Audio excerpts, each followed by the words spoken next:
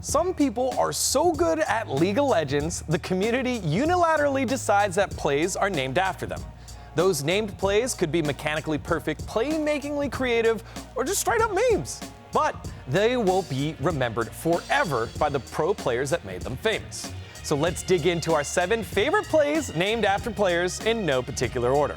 Oh, and to make things interesting, I'll be doing my best to pull off some of the more difficult plays we're talking about here.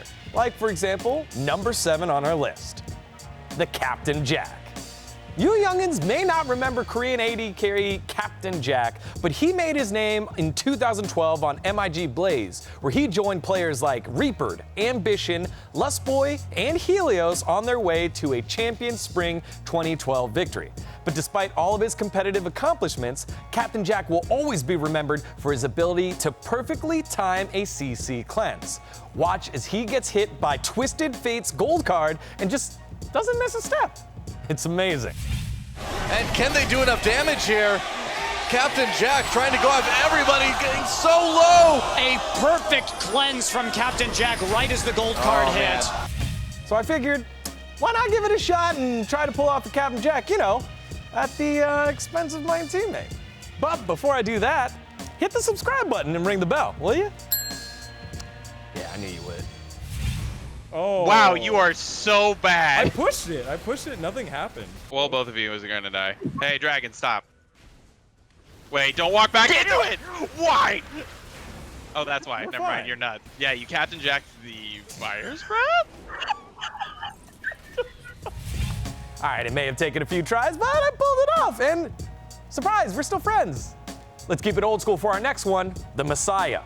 In 2021, Twisted Fate is a major meta pick for the mid lane, but everyone that picks the card slinger should pay homage to the one who basically reinvented the way the champion is played. The man, the legend, the original Team WE mid laner, Chinese superstar, Messiah. Here's how the Messiah worked. He'd load up a gold card, ult directly into the opposing team, land the stun, and then immediately hit his Zhonya's Hourglass, baiting the unsuspecting fools to waste all of their abilities on him because of just base reaction. And then his team would roll in and murder everyone. Not too shabby, huh? Worked for WE. This play has become standard in pro play now, but you gotta respect the OGs and where the play came from. Speaking of famous Twisted Fate plays, let's move on to the Reggie Blue card. Now, it's kind of the opposite of the Messiah. The Reggie Blue card is more about the former mid laner and current owner of TSM completely blowing it on the card master.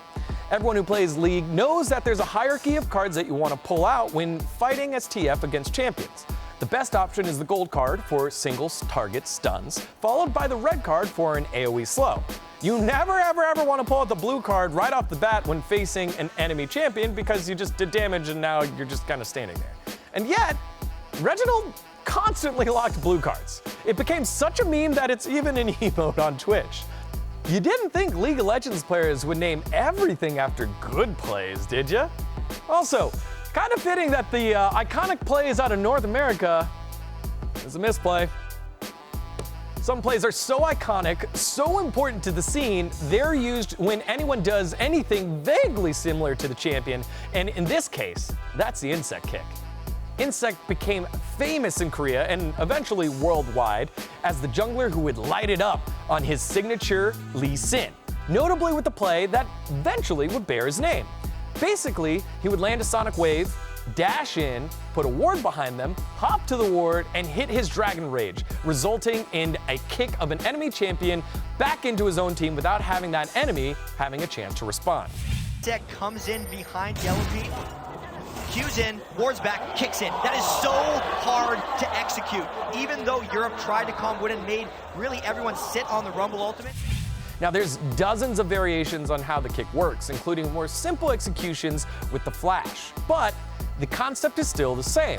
Anything that results in an enemy being punted back into the waiting deadly arms of a teammate is called an insect. That could be a Tristana, a Xin Zhao, whoever has a knockback, it's all an insect now.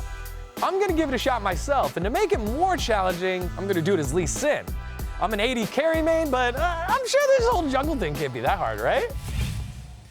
Don't punch under me. All right. Thank God you're strong. No. Woo! I did it! You did it. Pickle after this. I will. So sad that I don't have pickle. That was Nice, the you're worst nuts. version of the insect. I just walked around and kicked her. Did you see that? I don't think people quite understand what a terror Korean support Mad Life was during his prime. If you gave the original playmaking support anything with the hook, you could basically guarantee to die. A lot. The play that bears his name is pretty simple. He'd predict a dash, a flash, or any other movement ability and grabbing the enemy where they ended up, basically making the outplay themselves. It's the kind of play that doesn't require just fast reflexes, but enough game sense and prediction brilliance to make that hook look like a homing missile. So now, anytime anyone predicts a movement ability and lands a skill shot, that's a Mad Life, baby. Rather inconceivable that Blitz is going to be able to have a chance to come back. Wansuk again getting caught a bit. How does he hit every single one? If you're a newer player and you hear your older buddy screaming, "Expeke!" you can go ahead and scroll the camera over to the enemy nexus. They're going to try and kill it without winning a team fight. The Expeke backdoor call originates way back in 2013 at IEM Masters Katowice, with the end result one of the biggest matches in the game's then short history. Expeke, playing for Europe's Fnatic, snuck into SK Gaming's base as Kassadin, attempting to bring the exposed Nexus down all by himself. SK Gaming had to respond instantly, who were currently in a team fight, returning back to the base and trying to kill him before he won the game single-handedly. And due to some amazing dipping and diving and some ult antics, he managed to pull it off. You can see he's coming in there. Peke is desperately up towards the Nexus. Kevin is going to be able to get towards him. He's trying to do it. But meanwhile, they're in the base. Yellowstar's trying to defend them in the base. Peke is trying to take the Nexus down. Is anyone going to be able to deal with this one? Catches him with another axe. He's very low. They're pushing on the Nexus to his Peke managed to get it. I do not believe it. He's stuck in there. Catching it. Takes down the Nexus. But now he's going crazy. That game was amazing. That was the best thing I have seen in the entire history of League of Legends.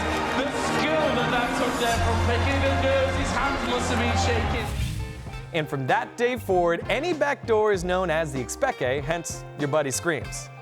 How about that scarf? Finally, let's take a look at one of the most brutally difficult of all the named plays. Sure, we've seen some incredible mechanical feats so far, but none compare to this one. That's right, it's the Scar Award. I wonder. Go ahead and ward over here. Wow, can I really not get the ward over? There's a ward range on this.